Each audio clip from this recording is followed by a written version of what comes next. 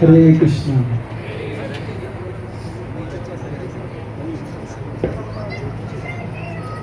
हरे कृष्ण। वाञ्छाकल्पतरुभ्यश्च कृपासिन्धुभ्यश्च पतितानां पावनेभ्यो वैष्णवेभ्यो नमो नमः। वैष्णव ठाकुर की जय। तो वैसे अमोघ प्रभु जी के बोलने के बाद कुछ बचता नहीं है कि और क्या बोला जाए, लेकिन महाराज की लीलाएं, तो महाराज के जो एटिकेट्स हैं आज हमें चर्चा करना चाहिए। तो सबसे पहले तो मैं धन्यवाद दूंगा हमारे टेम्पल प्रेजेंट हिज ग्रेस पद्म प्रिया प्रभु जी को कि जिन्होंने ये अपॉर्चुनिटी हमें दी कि महाराज को यहाँ पर अपना हेडक्वार्टर बनाने के लिए कहा और महाराज ने इसको एक्सेप्ट किया। अदरवाइज हमें पता नहीं इस फंक्शन के लिए कहाँ जाना पड़ता। तो पद्म प्रिया प्रभु जी ने बहुत जल्दी इसको ऑक्यूपाई किया। महाराज से प्रार्थना की कि यहाँ पे महाराज आप कृपा करके अपना रखिएगा।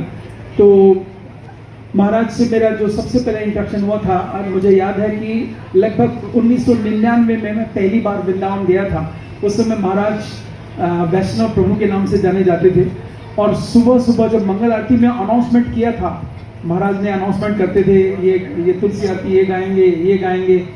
तो उसी समय मुझे लगा था ये जो भक्त हैं कोई विशेष हैं, खास हैं।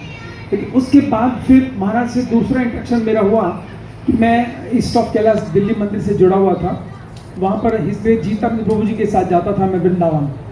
तो मैं पूछता था कि प्रभु जी आपकी जो कार है वो कहाँ रोकी जाएगी, कौन हमें स्टे कराएगा, कौन हमारी हेल्प करेगा। तो बार बार जीता प्रभु के मुख से एक ही नाम निकलता था कि वैष्णव प्रभु है ना, वो सब करेंगे, वो सब देखेंगे, वो अरेंजमेंट करेंगे, प्रसादम ये। तो मैं सोचता था कि कौन डिवोटी हैं, क्योंकि उससे पहले मैं नाम से नहीं जानता था महाराज को। लेकिन मैं जो भी चर्चाएं करूंगा महाराज की विनम्रता पर चर्चा करूंगा कि महाराज कितने विनम्र हैं। क्योंकि चैतन्य चरितामृत में जो 26 गुण बताए गए हैं उनमें सबसे महत्वपूर्ण होता है विनयशीलता, विनम्रता। तो महाराज वास्तव में विनम्रता की मूर्ति है।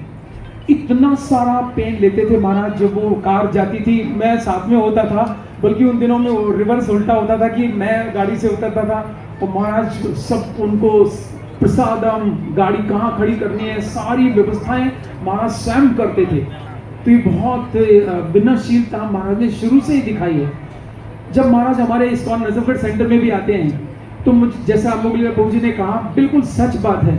महाराज का दर्शन का अर्थ है साक्षात वृंदावन का दर्शन करना। सब कुछ है महाराज के अंदर, उनकी कथाएं, उनका बोलना, उनकी विनयशीलता। इसके बाद महाराज का मेरे साथ मैं महाराज से मिला। हमारे यहाँ एक भक्त हैं नरेश शौकीन प्रभु, उनके साथ मैं वृंदावन गया था। तो महाराज के रूम में हम गए तो वो रूम ऐसा था कि उस रूम में जाते ही ऐसा लगा था कि यहाँ कोई एक तपस्वी तपस्या कर रहा है। उसमें चटाइयाँ बिछी हुई थी और कोई सुविधाएं नहीं थी, जबकि हमारे इस्कॉन वृंदावन मंदिर में बहुत सुविधाएं होती हैं, एडवांस सुविधाएं होती हैं। लेकिन महाराज ने बहुत ही नॉमिनल सुविधाएं ली हुई थी।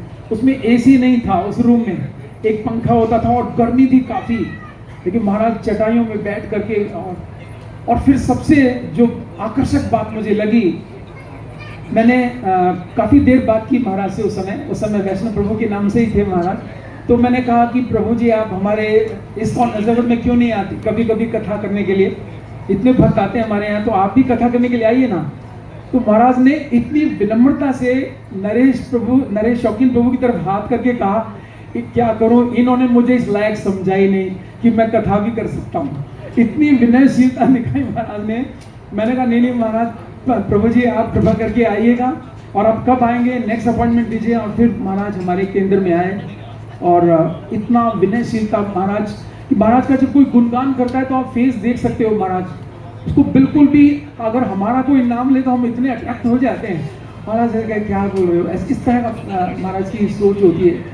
और एक छोटी सी और घटना बताकर, क्योंकि मुझे कहा गया 3 मिनट्स है ना, ये करताल हाथ में आ गए प्रभु जी के, लेकिन ये घटना जरूर सुनाऊंगा प्रभु जी। यही सबसे मेन घटना है जिससे कि महाराज के जो डिसाइपल है ना, उनको ये कॉन्फिडेंट करना चाहिए कि वो टिक सकते हैं महाराज के हाथ में। इससे बिल्कुल भरोसेमंद, जैसे प्रभु जी ने कहा मिस्टर डिपेंडेबल, महाराज का स्वभाव ऐसा। और ये घटना है, एक बार महाराज के साथ मुझे जाने का अवसर मिला था बद्रीनाथ। उसमें अमोघ प्रभु जी भी थे और भी कई ब्रह्मचारी थे, हो सकता है आप में से भी काफी होंगे। उस समय रास्ते में मुझे तो बहुत वॉमिटिंग हुई और मैंने कहा कि मुझे बस से उतार दो और आप लोग आ जाना, क्योंकि पहाड़ों की जो सर्कल हो रहा था बार बार। महाराज ने मुझे कहा कि आपको तो कुछ भी नहीं हुआ ऐसा। देखिए, जब बद्रीनाथ पहले लोग आते थे तो पहले अपना श्राद्ध करके आते थे कि पता नहीं वापस आएंगे कि नहीं आएंगे। तो आपको तो खाली मुमिटी हुई है। और फिर वहां जाके जो घटना हुई, महाराज ने कहा देखिए मैं तो यहाँ बैठा हूँ, आप लोग आसपास के स्थलों को देख के आ जाइएगा। तो हम काफी कुछ ब्रह्मचारी थे, काफी डिवोटीज थे, हम लोग सब चले गए बाहर में दर्शन करने के लिए, जो भी वहां पर लीला स्थलियां थी। और करीब हम 2 घंटे के बाद वापस आए तो देखते हैं कि वहां पर एक रस्सी पर बहुत सारी ड्रेसेस सूख रही हैं। हाँ, ब्रह्मचारियों के कपड़े सूख रहे हैं।